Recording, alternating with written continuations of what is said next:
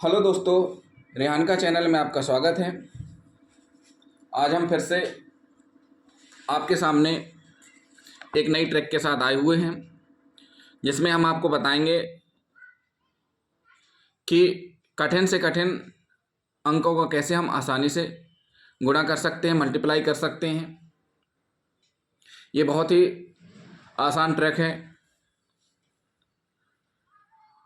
हम इस तरीके से आपको समझाएंगे कि आपको लगेगा ही नहीं कि इतना कठिन है। आप समझने के बाद आपको इतना अच्छा लगेगा कि वाकई मैथ तो बहुत सरल है, हम फालतू में से भाग रहे थे। तो आइए हम समझते हैं कैसे हम इसको सॉल्व करेंगे। तो हमने सबसे पहले क्या किया है, देखें, हमने एक मल्टीप्लाइकेशन लिया है 48 इंटू 16। मल्टीप्लाई करना है हमें, यानी गुणा करना है 48 गुणे 16। अब इसको कैसे किया जाए, आपके पास टाइम कम है, तो इसके लिए हम क्या करेंगे, हम सबसे पहले दो खंडों में डिवाइड करेंगे। एक पोर्शन ये 48 वाला है और एक पोर्शन ये आपका 16 वाला है।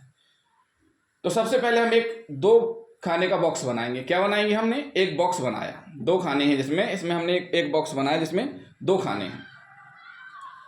अब हमारा बॉक्स बन गया, तो हम सबसे पहले क्या लिखेंगे, ये 48 लिखेंगे। हमने क्या लिखा बॉक्स में, 48, 4 और 8, यानी इस 48 को हमने दो भागों में डिवाइड करना है, 4 और 8। ऊपर हमने 4 लिखा, नीचे 8। अब हम इसमें सेकेंड स्टेप में जाएं, तो सेकेंड स्टेप में हम देखेंगे कि अब इस बॉक्स को बढ़ाना है। हमें क्या करना है, इस बॉक्स को हमें बढ़ाना है, यानी कि अब इस बॉक्स को डबल कर देना है, 2 बॉक्स से 4 बॉक्स वाला बना देना है। तो हमने ये 4 बॉक्स बनाए, 1 2 3 4, यानी कि इसको हमने डबल कर लिया। तो हम मल्टीप्लाई किसका करना था, हमें गुणा किसका करना है, 48 16 का। तो हमने ऊपर 4 लिखा और 8 इधर आया, और 16 से करना है तो ये साइड में आ जाएगा 1 और 6, यानी कि इसका मल्टीप्लाई इससे करना है।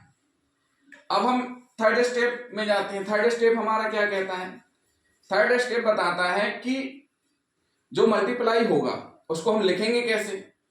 तो लिखने के लिए हम क्या करेंगे, इनके बीच में हम ट्रायंगल डालेंगे। ये बीच में हम, ये हमने ट्रायंगल डाले हुए, ये बीच में ये पूरा आपका ट्रायंगल कर दिया गया है। अब हम क्या करेंगे, देखेंगे इसमें आपके डायगोनल बन चुके हैं। अब हम इस 48 और 16 को आगे बढ़ाएंगे। अब हमें क्या करना है, सबसे पहले इस 4 और 8, 1 और 6 का मल्टीप्लाई करना है। तो सबसे पहले हम 1 का इसमें भी मल्टीप्लाई करेंगे और इसमें भी। तो हमने 1 का मल्टीप्लाई किया 8 में, तो कितना आया 8। चूंकि अगर यहां 2 होता तो 2 का मल्टीप्लाई 8 से करते तो 16 आता, यानी 16 आता, तो 6 यहां लिख दिया जाता, 1 यहां लिख दिया जाता। लेकिन चूंकि ये सिंगल डिजिट में आ रहा है, तो या तो इसको डैश कर सकते हैं, खाली छोड़ सकते हैं, या 0 लिख दें, कोई दिक्कत नहीं है।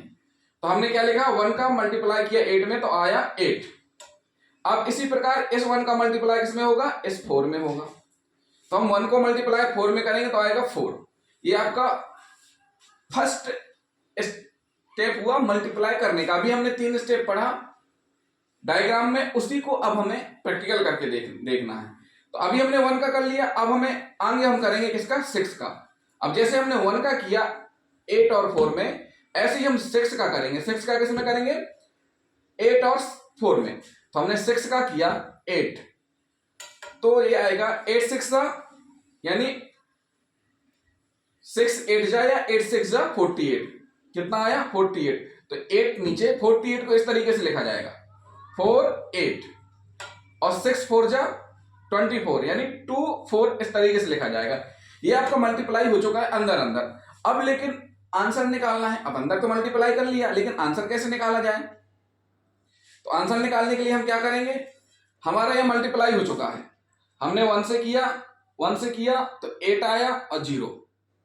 फिर हमने 1 से किया 4 और 0 आया। 6 से किया 48 और 24 आया, यानी 8 और 4।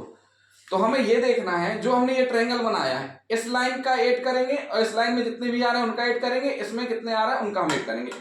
यानी कि इस वाले में, इस भाग में, और इस भाग में, इस भाग में, इस भाग में, अलग अलग खंड का हम आपस में 8 करेंगे। तो जो ऊपर वाला भाग है इसमें यहां पर भी 0 आ रहा है, तो 0 का तो कुछ होगा ही ना, माइनस 0 ही रहेगा। अब उसके जस्ट नीचे ये 4 आया था, तो हम 4 और फिर नीचे 2 आ गया, यानी कि 4 और 2 और यहां पर 0 है, तो इनका योग कितना हो गया, 6 हो गया।